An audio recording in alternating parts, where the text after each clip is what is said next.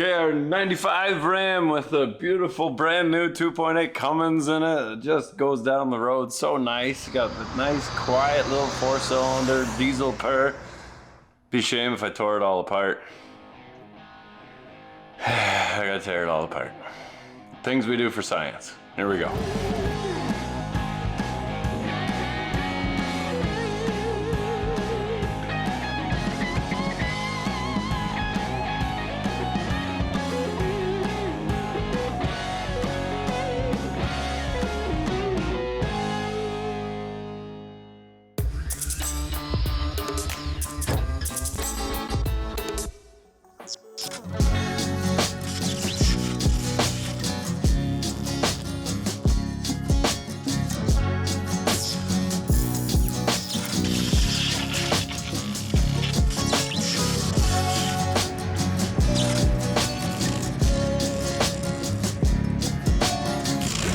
First Cummins swap into a Dodge. I feel like we did a pretty good job on her.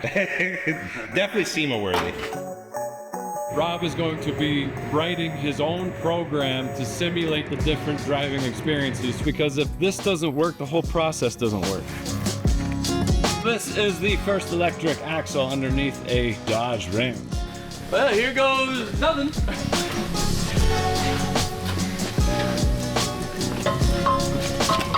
So now this is a perfect cost analysis as to, okay, what is gonna be involved when we do these in a production scale. There's no way that this engine is gonna hit that generator. We got so much room. All right, I know what you guys are thinking. We already watched a video on how you were gonna fit these Chinese axles underneath our 95 Dodge Ram, but what you just saw is just a little hint of what we've been working on very, very hard for the last 3 months. The way we were gonna mount that original axle is just a backup in case everything that we do now goes and falls apart. So this is the process that we'll be using to put our electric motors underneath any and every single pickup truck that's been built in the last 6 decades. And I'm very excited, I'm very confident in this process. And again, I'm gonna say it now that we are just using this one motor right now because that's available to us, but we are building something even better. You'll have to stick around for that later. But I'm very excited to show you guys this video. Start to finish, we have the entire process on the front end axle, first Dana electric axles. And I'm so proud of our team for doing this. Can't wait to get into it. Here we go. All right, so we got our back axle here. We're gonna take this off and send that over to Chiba because it's actually in the best shape. Now, originally I thought it's got drum brakes on it. I kind of want disc brake, but then I thought, you know what, for the prototype, it's probably better that we go with drum brakes to see how well the regen works, because we don't need fantastic brakes because we've got the regen to slow us down as well. So the brakes are kind of an extra. A lot of EV owners, it's a game to see how far they can drive on a charge, and they barely use their brakes, and because of that the brakes go bad really quick because they never get used.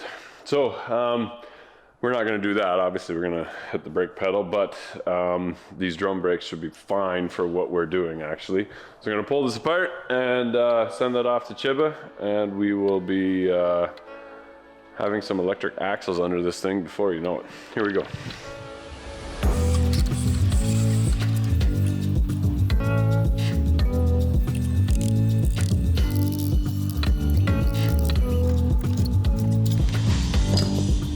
So now we can get at these guys. Then we can pull this off, and then we can cut the axle tube right there. Because our new gear case is gonna be from probably out here to out here, plus an adapter system that will grab onto these tubes.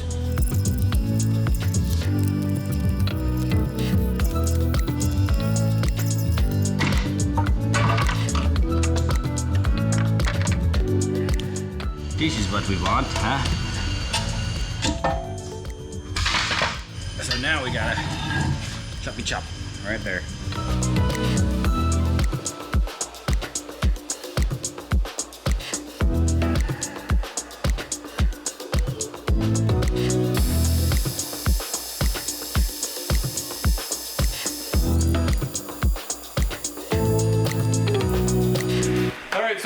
TNK and figuring out exactly what we need to do. Now these are not the axles that we're using, and we want to stress that. The width of the entire axle is incorrect. The bolt pattern is incorrect. All the mounts are in the wrong spot, so we're kind of starting over, and we're learning quite a bit, because basically what we're doing is replacing the housing that this sits in, being able to adapt any axle tubes into the side of it. Now there's lots of challenges with that. We don't need to get into that particularly, but what we're learning about this specific casting with one motor on it and just your drive, we've had lots of questions. Why don't we just stick a motor in front of the differential? As you can see, this is a straight cut gear, and that's because not only are we driving the truck forward, which is your main contact point on a typical curved ring and pinion, but we're also regenning and running on the coast side, which is no longer a coast side on the gear. So if we were to use a typical ring and pinion, we would destroy the ring and pinion prematurely, because we're running on a side that was never meant to be run on. You're meant to coast and then use your brakes, and it's freeloading on the back. So these are louder because what's happening when you've got a typical curved ring and pinion is one tooth is already engaging while the other one is disengaging. You got more than one tooth engaged at the same time. That's not what's happening here. That getting to the housing itself is pretty tricky, because as you can see, these bolt holes, none of them are evenly spaced. It's not even close. The studs are not straight either. What we're doing is making our own center section, using this temporarily to prove the concept of the rest of the truck. So we are making sure that the engine, generator, batteries, PDU, BMS, all are working properly, and this is kind of the end result, that it's spinning this. Ben's been doing an awesome job here, and basically what we've got is one center section. Because we're putting our top hats on the outside, we need a flange to be able to bolt the top hats to. From our mating surface here to the center of where the axle is only about 1.5 inches. So we need to have this housing come out, go around here, so that we have a solid spot to mount our top hats, which will weld onto our axle tubes and bolt to this center section. We need to imagine this in a machine and how this gets cut. We're gonna look at some water jetting. Yeah, that's the goal. We're gonna do this out of aluminum, because more than likely we're gonna screw it up. So steel would be a lot stronger, but the machine process is way longer. Doing it out of aluminum is about 1/4 of the time, you were saying? Yeah, or less. Yeah, so to be able to do the first one and see, okay, physically this does work, this does fit, this does and it'll still hold a load, like it'll still be able to work. This is basically just keeping the axles in line with each other and transferring that torque, but there isn't a significant load on this center differential. We'd like to put a 5th wheel on the Ram and like pull a camper across the country and show that works, right? We might have to just push them till they fail and see what happens. And that's true too, yeah. Nothing wrong with that. It's all R&D. Here we've got 2 giant hunks of aluminum. Yep. And we're just starting from scratch. So basically we're making a diff housing. This is 7-inch? So this is 6 inches, 6 and this is okay. 4. It's a little more material than we needed, but only because I tweaked things after we got it. Okay. But that's okay. It gave us more room to make things stronger. Okay. Sounds good. So basically this is going to be straight up and down. The electric motor is going to hang off one side, and this is going to be the diff cover on the other side. Yep, that's it. And that's all. Awesome. Let's see what you got. Okay. This is the basic shape that we needed before we, made anything pretty. The idea was we need flanges on this side to mount on. The hole being bored needs to be a certain distance from this surface here. And then we just mirrored that, because the idea in the future is to have a motor on either side, possibly. Right. So that was kind of where we started. Now, because we're only mounting one motor, I made some tweaks to give things a little extra strength. I removed this cutout and just left that one big piece there. It's a little less time in the machine, and it's a little more strength for the part. And then I just wanted it to look more like the Edison Motors truck and give it some surfaces, make it look a little bit cooler. It's also like we're machining this out of aluminum, so it doesn't take any extra time to just make it look cool. Yeah. So let's do it. And it's all it's all necessary stuff, but it makes it look cool. Yeah, no, that's excellent. And then we got our top hats or our trumpets. Yeah, they come past the surface just a little bit, as we discussed here, just because we wanted as much strength as possible, so we went with the full, or a bigger size. Awesome. Right on, throw it in the machine.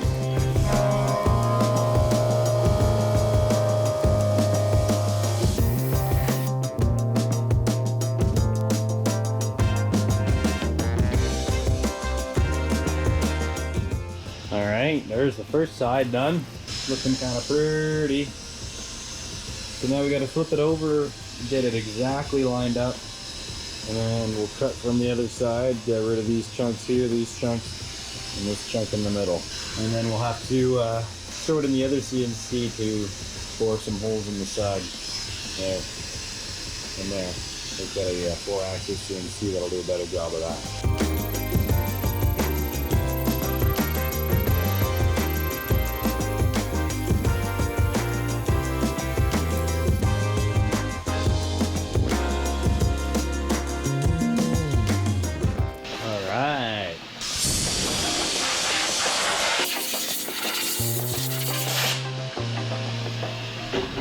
Pretty. On to the next part. We're going to take this guy, we're going to carve it out of a block of aluminum. Here we go. Ran a quick test, found the perimeter, made sure it's all Gucci, which it is. So let's send her.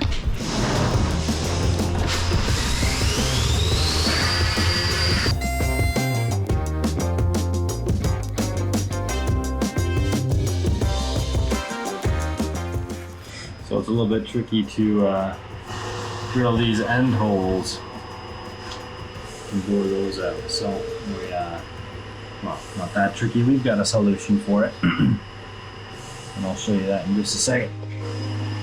That guy's rocking away on the next piece. And we're just getting the Hossie set up to do the other ends. And do one side and then turn it around and do the other side.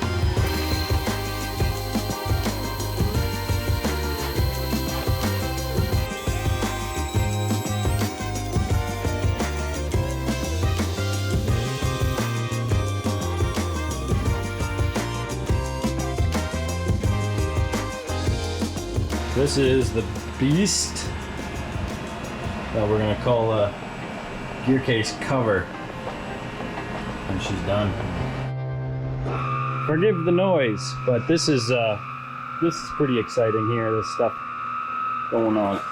Interesting thing about this case here is that these holes, there's no known real point at which we can reference off of them. They are all somewhat random. So essentially we had to pick two, get close, and then for the rest of these we're gonna have to dimple them and drill them after we have this aligned with our shaft coming in.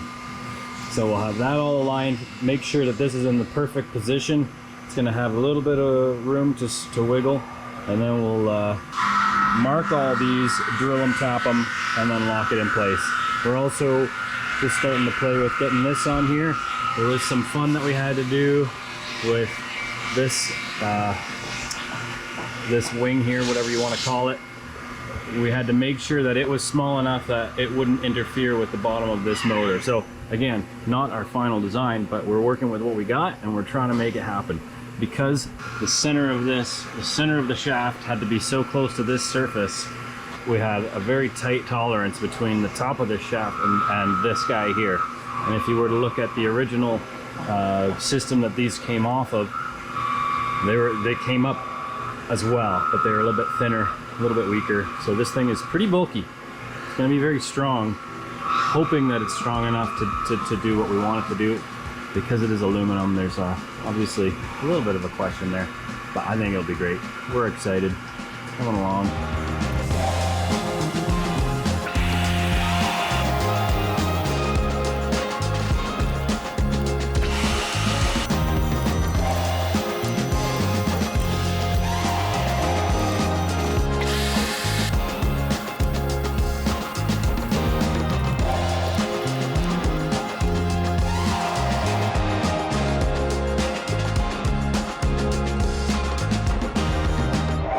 So we are back at TNK, and this is an exciting time because we've got our top hats that are all machined, and we're going to drop them on our rear axle. So We've made the center housing, and essentially that was for the front axle, but I said now that the theory works for the front axle, it's easier to put the axle tubes in from the back axle, so let's start there. Yeah, the biggest worry is if this is an interference fit and we pressed it, you would end up with the two materials are about the same hardness. One will give up or the other will, or both will give up and they'll start to gull or roll together if we were just to push them in.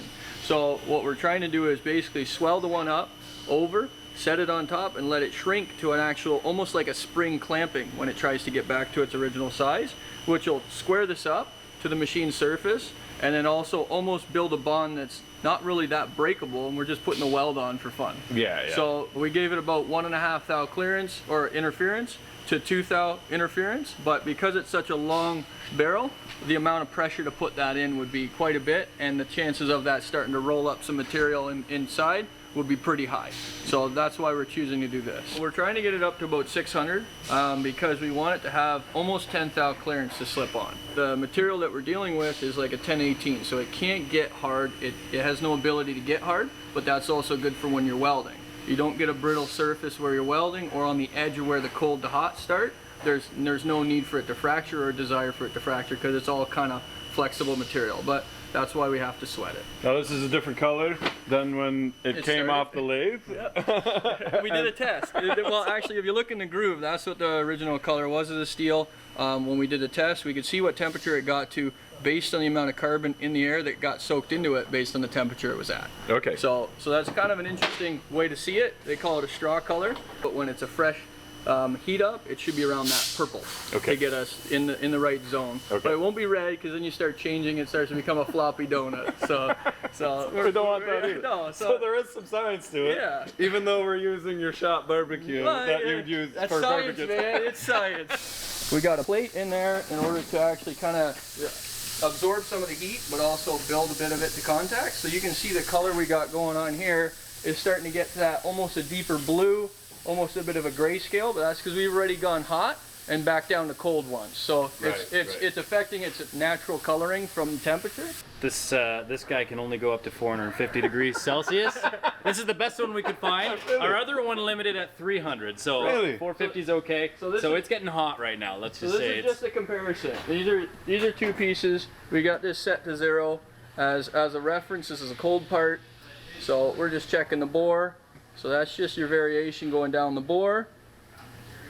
So we're working for a 0, and then what we have in this one that's got some temperature, we're watching it, it's come over 20 degrees.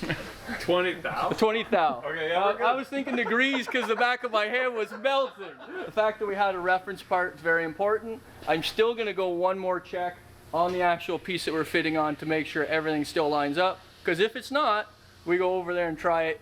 We're sitting. Eventually we would want to go to like inductive heating, which would be like a coil that goes around it. It transfers that energy nice and even all the way around and does it super quick as well, right? Yeah, and it energizes the particles. That's all it's doing. And so we noticed there was also a variation based on the wall thickness. Up here, we ended up with less expansion than down here. Okay. So once this got up to the right temperature, this material, by expanding, ended up wanting to actually draw out the diameter lower in. Okay. So there's variations based on the temperature on the wall thickness. So what we did here, we just basically assembled a pipe that's mounted into, and I think it's clamped in, but what's mounted into your actually bracket for the brake system.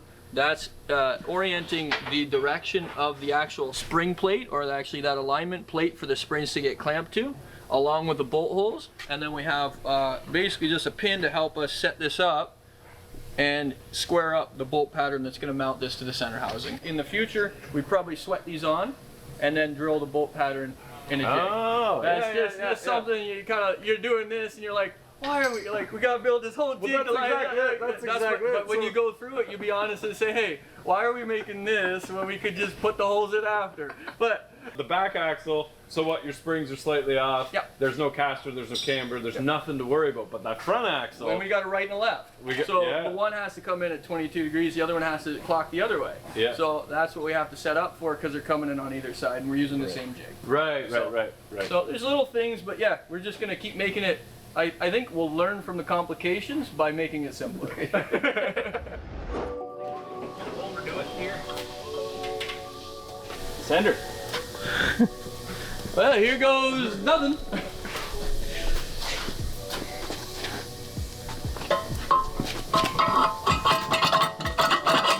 Yeah, buddy. No problem. Beautiful.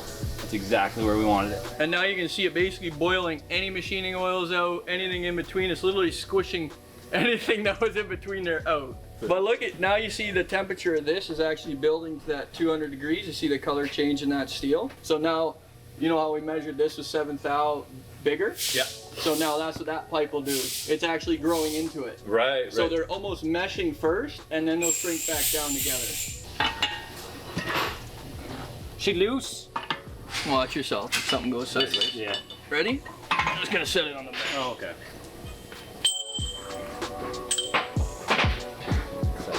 All right, so now we gotta unscrew this before we can misalign that.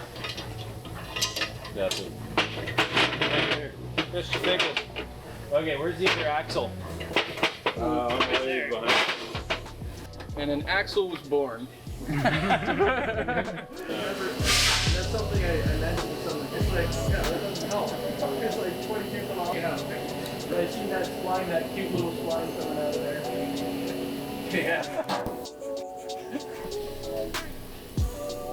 Yeah, so we went, whatever time that was, it went up 5,000. Okay. Okay. I think it's gonna be good. Oh yeah. Oh yeah. That's a quick. Done? That's a fast cook burger. That's what they. I wasn't talking about the burger. Oh no, I'm talking about the burger. So. Oh no! Oh dear! All right, out she goes. Hey guys, lunch is ready. Come and get it. That's a beautiful color. Going down to like a deep gray. Now we're at 22 thou clearance. I think we're good. I think we're good as well. Oh. Feels good. Are you a professional? Nope. So ideally, it's sitting like this, Cool, do it. up on this angle, and this is flat. Ish. Somewhere, wherever Flat it and lines then up there plus is what we 22. want. Yeah, that's the one. So now I'm gonna put this back down, now that we're clocked right. The other one fits in. Ooh, she's tight.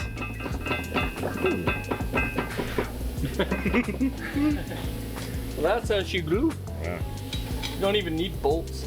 There. On that wiggly spot.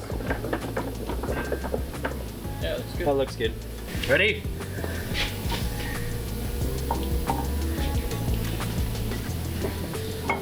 Boom. All right.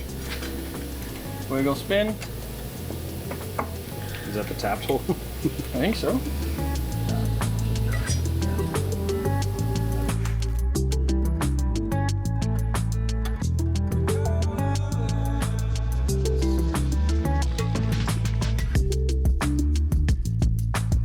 That's amazing. Was it everything you hoped it would? Oh, it's everything and more. That is so cool. It looks pretty. That's amazing. I'm very excited about it. I am very excited about it. Ta-da! Marriage.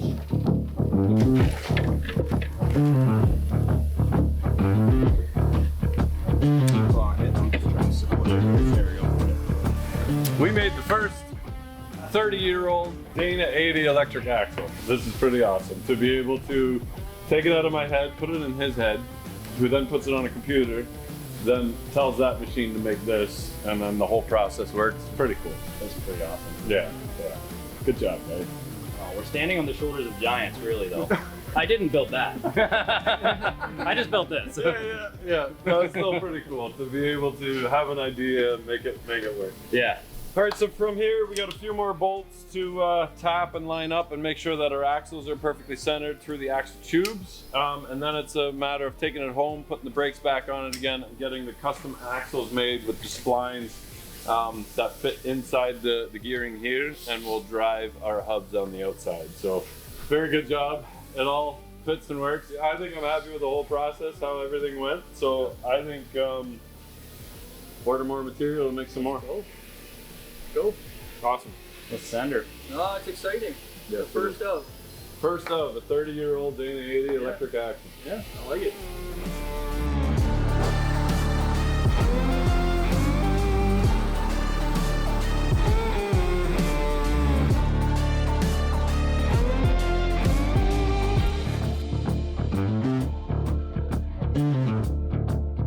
All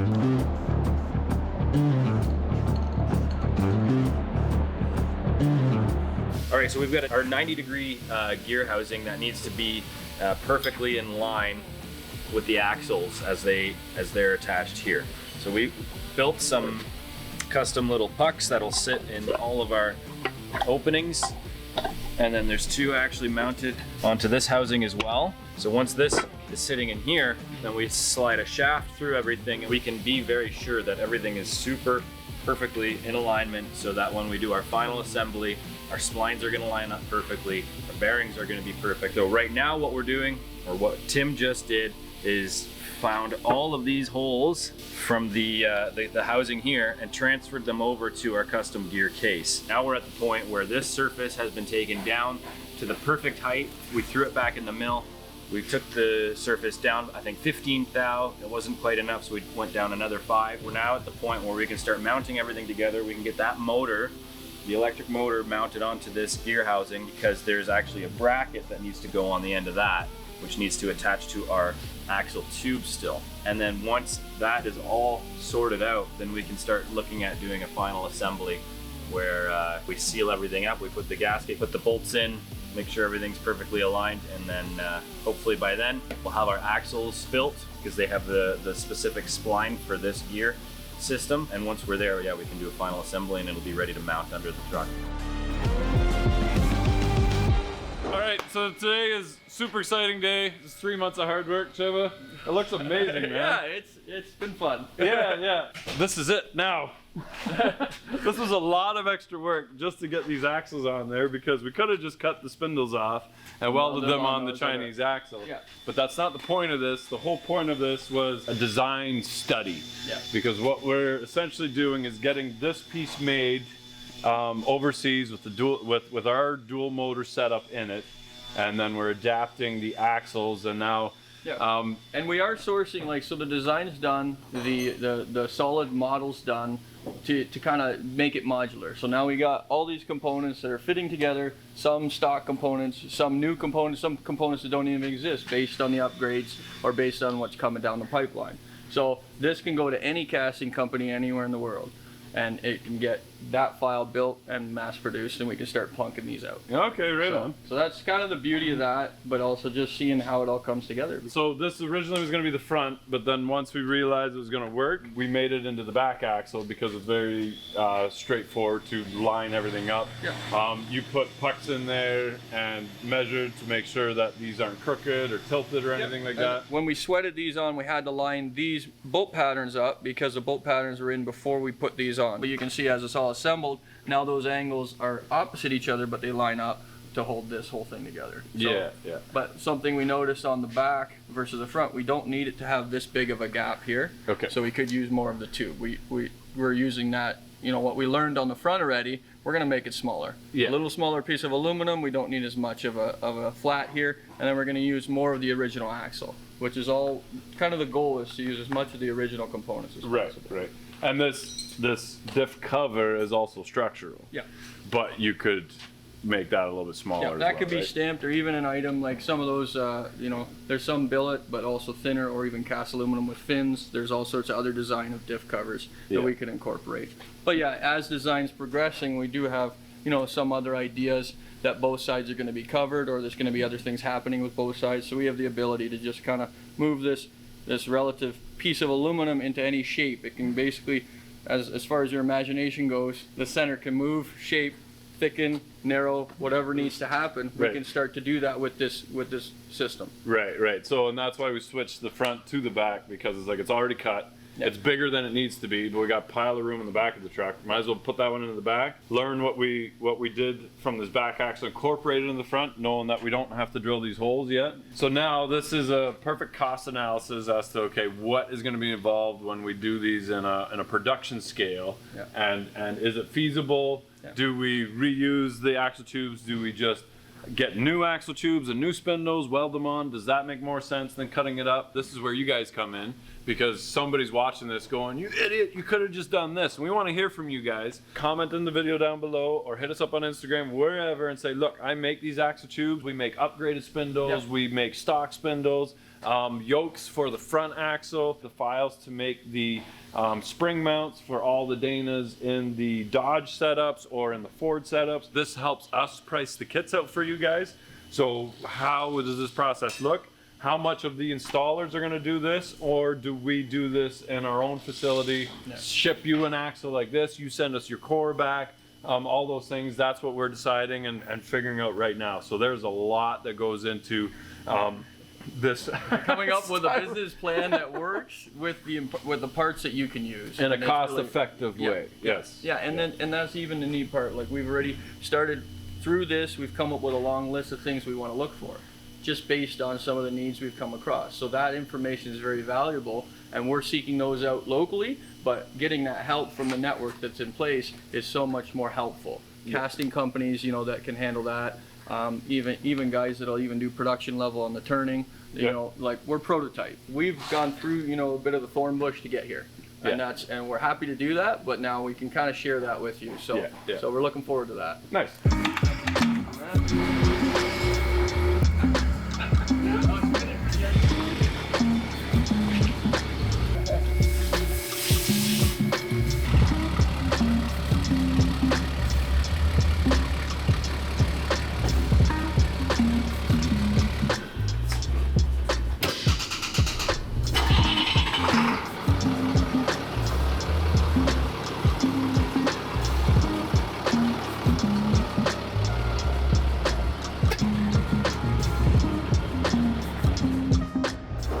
All right, so we got the axles on the scale.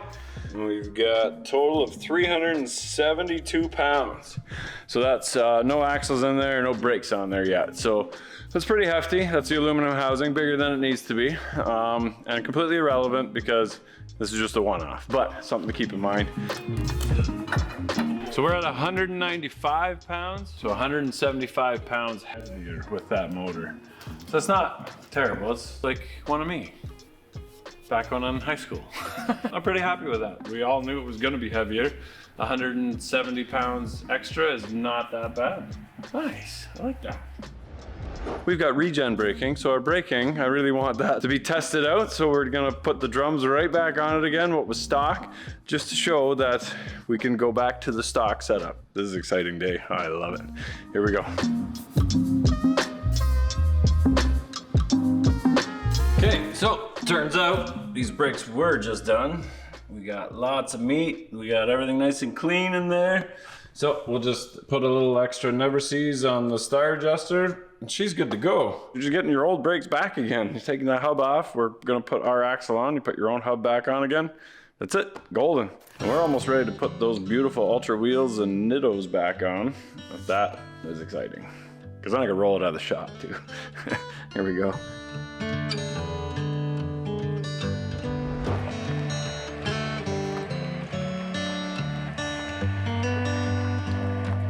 All right, so we just made a jig for the front. Now, the back axle, it would make more sense to just buy new axle tubes, weld spindles in there, and weld their spring perches and our shock mounts on there. But we just wanted to, again, test the theory of, can we make the used axles fit into it? What do we learn from that one and adapt it to the front axle? So now we've got this front axle, but we've got a shifting mechanism in here as well. So we're gonna have to make a new tube that fits inside here that lengthens it. And we need to keep the diff in the same spot so that the steering still goes around it. We don't want to mess with our heavy-duty track bar, drag link, and tie rod ends, because essentially we could put the diff wherever we want, but we're also gonna piss off the engineers because they have the electric motor pointing that way to the left on the front axle. We need it pointing to the right because we need the diff off center, and then the electric motor is going to hang out right around here. So the actual new pumpkin or custom gear case that we're making is a little bit different from the first version. So the bottom plate is a little bit less, there's less material there. There's also less material on these flanges where we're actually mounting to. And then finally it's offset a little bit. This flange doesn't come out quite as far as either of them did on the other one, so that we can squish this whole assembly as close to here as we can. We want this guy over here. The reason being, our linkage for the steering is going to be kind of coming around the front here, and we know that this is bigger than the original. So we want to try to make sure that we're still going around that. And from the looks of things, we are. So the way that everything is going to work this time is that we're going to actually be going inside of the axle tubes. These are our flanged axle tube mounts. So this is going to be one solid piece of steel. We're going to slide this thing on it, weld the snot out of that, and then they're going to be one forever, and our axles will run straight through everything. And then on the other side, we have a very similar top hat to what we dealt with on the first version, but then we have to extend it quite a bit to reach the other assembly. So we're just going to be basically adding a piece of tubing in between the two to kind of span that distance. So what I'm up to today is I gotta face off these axle tubes. Basically I've got one complete there on the bench, just making them square so that when we go weld on our addition tubes that they line up kind of nice. And so I'm gonna mount this in our machine here and level it up and use the horizontal turn and bore down straight. See how badly we're out of alignment? Get our clamps in place. Okay, so I ended up getting a smaller shim, and as you can see, we're way closer to being level now. Now that I got it clamped down, I can just use this nut.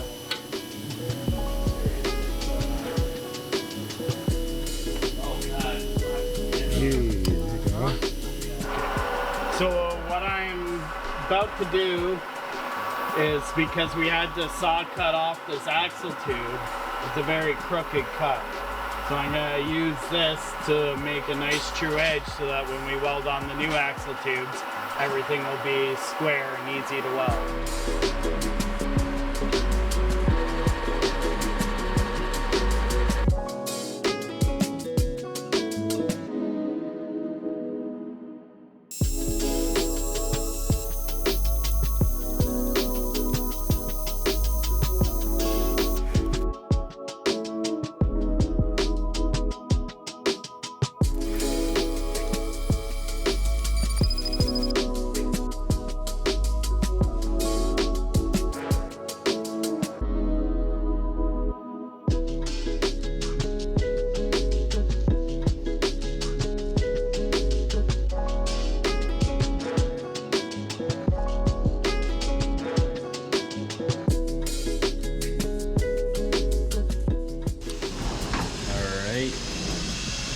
Round two. Another chunk of aluminum made into a gear case. This guy is gonna get you at least 50 extra horsepower.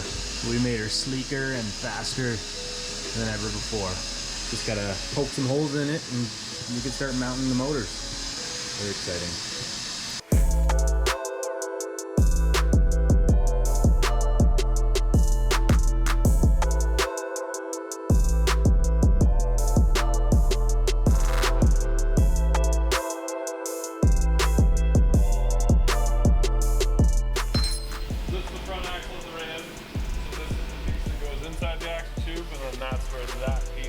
This is the cost analysis. How much time and effort does it take to do this process compared to even just cutting this out of the yoke and doing new axle tubes all together? You have the option of cutting the brackets off and using the same brackets again, or do we make new brackets and go from there? This is the more complicated one. The easiest ones will be the Fords, two-wheel drives, but we can kind of gauge how feasible is this and where do we go from here? Yeah. One of the things we get asked all the time, why don't you just attach an electric motor to a drive shaft? You can do that. That already exists. People can go pull apart a Tesla, grab the electric motors, mount some drive shafts on it, call it a day. That's not us. That's not what this kit's about. When we go have a look at the Dodge in a little bit, you'll see where we're putting the batteries, where we're setting everything. If we put that in the middle, the batteries and the electronic components that were going underneath and the side of the frame rails have to go somewhere else, which means that the person is losing their box. So you have less reliability, less power, less control, and you lose your cargo space. It can be done. but that's not the Edison way to half-ass something. We need a quality product here if this is going to be adapted. Like, we're making work trucks. I can't sell a goddamn work truck to somebody if they can't use their cargo space. Just buy a Prius then. I don't know what to tell you. Well, and to speak to your point, like, you have a whole entire rotating assembly that's now going to be brand new. You're replacing half of it with an update, but you'd have other pieces that are basically going to fail on you. Agreed. So it really doesn't help you get where you want to go. You got to remember, with electric torque, it's crazy. It's super powerful and it hits immediately. This is designed for that. If you had a 20-year-old, 30-year-old truck that's designed to see 300 horsepower with slow mechanical ramp up, you don't want to hit it with 600 horsepower of pure electric torque. You'll just snap something, and then the customer's coming back and be like, yeah, I spent that money and I got my kit and it just keeps breaking. You're like, well, that's not what I want. Other really cool thing about doing this development with the dual motor is that because we're developing it ourselves, we own the IP on it, we don't have to go to China to get it. Like, when we're done, I want all of these parts North America, and I don't want to rely on China for it. So we've already met with some of the guys that can do casting. So once we get that, we'll get that casted, get those stamped out, and we'll be able to actually make it. We know that there are electric motor makers in Canada. So we're moving to get as many things built here as we possibly can. This is a big part of that. Now, at some point, do you look at the frame and go, we had this discussion last night, at some point, do we just not build an entire new frame? And if we made the frame rail a little bit wider, we can get more batteries, more components, more things, and then you just do a body swap and then everything is there. But that's defeating a purpose of a retrofit a little bit. It's like, do we want to do more labor or have more parts built? What's the best way to do that? And we genuinely don't know. We're doing all of this. We're keeping track of how much it's costing, how many hours go into it. You pay a little bit more, but it's built here in North America.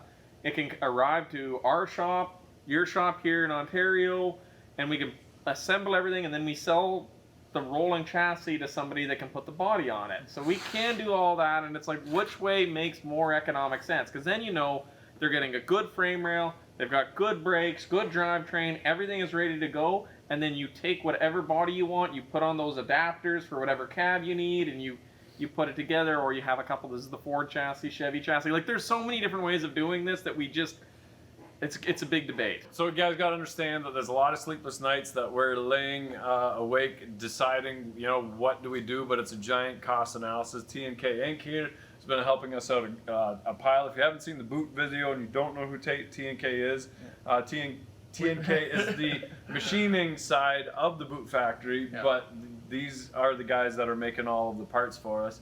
We can sit down afterwards and say, well, this is the best plan that we go forward, or we leave options. It's like, look, you can rebuild your frame and that's going to cost this much, or you get a whole new frame and that's going to cost this much. We've had a lot of companies reaching out, a few of them that do like RVs and all that, and they buy rolling chassis.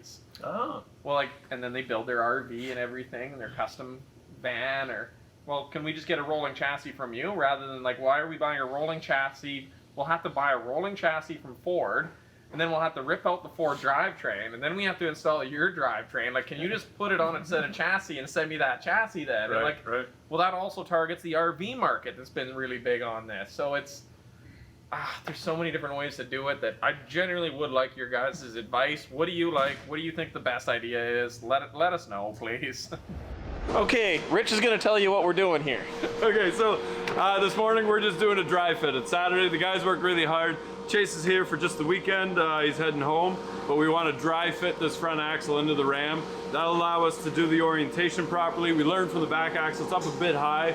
I think we might turn that down a little bit, and that's exactly why we're doing all of this. So, very, very excited. Chibba, thank you very much for working so hard getting this done. It's been fun. It's a Saturday morning. I got you coffee. And I didn't bring you a coffee. It's fine. You knew my order. It's okay.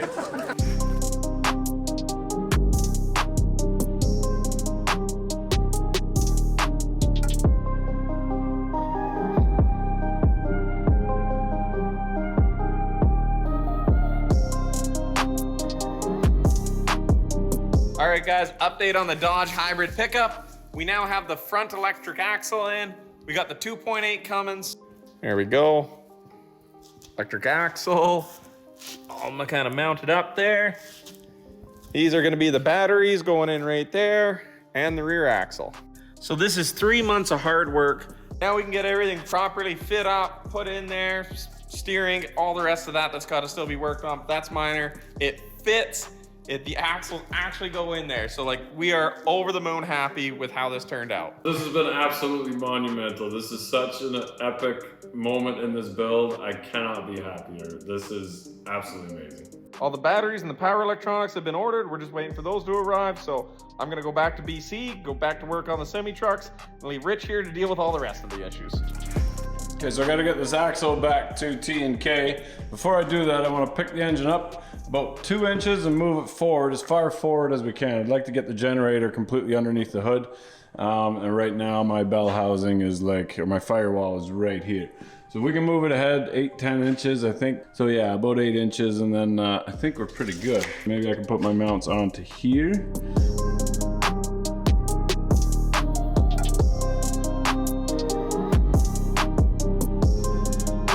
Okay, so when I put the engine in originally, I know that I figured I could almost have the oil sump on top of the front cross member. There was so much room in the engine bay. Now this would put it up pretty high, and it would also bring it pretty close to my radiators now. Keeping in mind that we have an extra cooler, so we got air to air, and then the EV cooler, and then the engine cooler. So the EV coolant stays at about 35 degrees Celsius. I don't know, 105, something like that, 110 Fahrenheit. Whereas the engine is well above double that. So the air to air only runs when the engine's running, but we got some medium air going through. I need to change these bell housings. All the Cummins that we get are going to have this SAE3 bell housing. And when I do that, I'm going to take the oil pan off too and see if the oil pan is reversible. Then we could make a new pickup. If the bolt holes are symmetrical, then you can just spin that around. So I'm curious to see if that will work or not. But then we've got lots of room to put the generator. Now I'm not going to make my mounts. I'm going to more than likely weld a plate on here that goes across to the original one, and then make a nice plate that goes down across that. And then I got to weld my track bar on, and then I can get the axle back to Chiba. Then I'm going to see if I can get the 3D drawings for the generator, and then see if we can print that out so I can put the cab on and fix all that. Yes, that's the order. Take the engine out, and then I'm just going to finish up the axle so they can take the axle back. There's no way that this engine is going to hit that generator. We got so much room. It is unbelievable. You can't even, they're barely in the same picture. So nice and easy. That's all I wanted to do. Make sure that we had lots of room for the engine and the generator to not touch the axle. And I think we can even lift up a hair on the axle. So we're good. Awesome. Okay, so got rid of the old, or half the engine mount. I'll get rid of the rest when my electric motor's going. But I made a bracket which holds my track bar. That goes right there. So we'll weld that in place, and then we'll make that nice and beefy. But then as soon as that's welded, I can get rid of my axle, and then we can do everything properly. I got rid of that bracket, and then we'll brace this every which way, make sure that that track bar never moves again. But look how perfect that is around my diff cover. That is absolutely incredible. So we can lower it the 6 inches almost, but we did the lift just because we lifted it 4 inches just because we wanted all that extra room. But yeah, we're good. Very exciting.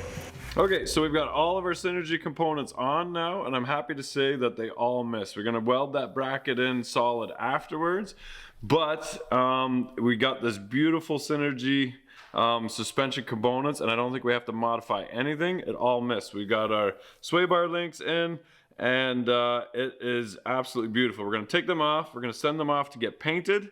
I'm gonna remove the back axle. I'm gonna flip the frame over. I'm gonna clean up these mounts, and then figure out where the engine goes. I have to fix my front horn here. So we've got the other BC frame in the front. Everybody said it's rotten. I know, now's the time to do it. And then once I have all of that off, we're basically gonna send this frame off to get painted. And we're gonna do the paint, nice electric blue. The back axle can come back off again. We're done with that. It is done. The cages here are just the battery placement. We can figure that out, just kind of mocking up and starting to figure out where my space is while we're waiting for the components to come from overseas. I'm gonna send my front axle back to Chiba. Everything's just mocked up now, so to make sure that the clearances are okay. But you can see that there's a couple bolts missing, and I just scribed it so we can do final assembly. When I get it back from him, I will get Vince to weld it. And that's all gonna happen while we head to Halifax and pick up our Land Rovers, which have landed. My life is very, very busy, but very, very fulfilling. Either way, I'm gonna put the stuff to the side and see if I can make it to bed before midnight. Here we go.